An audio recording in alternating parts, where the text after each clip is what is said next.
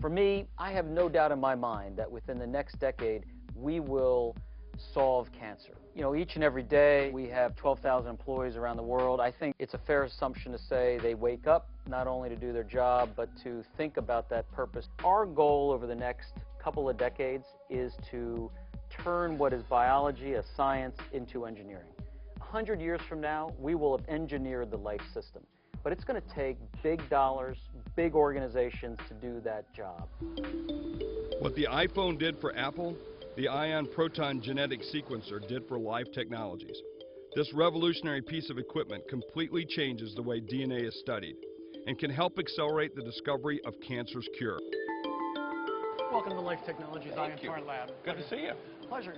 So I'm sitting here looking at this. This is a proton sequencer. A proton DNA sequencer. This looks and sounds like something that would be in Star Wars or Star Trek. Exactly. And, you know, this is a really important part of this process of democratizing very complicated science. So what this machine does is basically reduce the cost of decoding a human genome from what currently, say, is the cost of a house. This instrument is going to do the entire human genome for $1,000. So does that be able to do preventative medicine in terms of for folks? Is that the real goal here? I think it's the entire life. It starts at birth.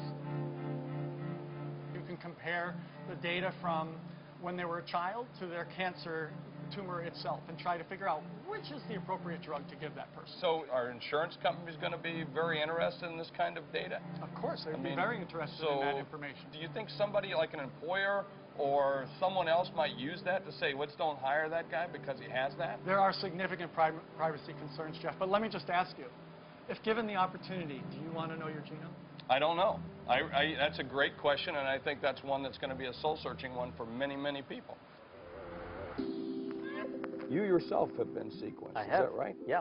Getting genetically sequenced was probably one of the most interesting phases in my life, and the most revealing. My mother had taken a fall. She had hit her head, and shortly thereafter had developed symptoms of Parkinson's disease.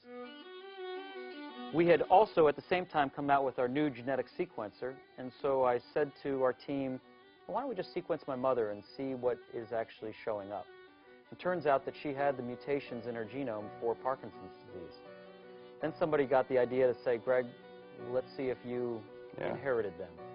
So I had my whole genome sequenced, and it turns out that I do carry those mutations as well from my mother. Does that mean your fate and your destiny is Parkinson's disease? And the answer is no. It could be, but maybe. But it's really more a story of life, because now I know something, I can get engaged, I can get involved, and I can perhaps make a difference.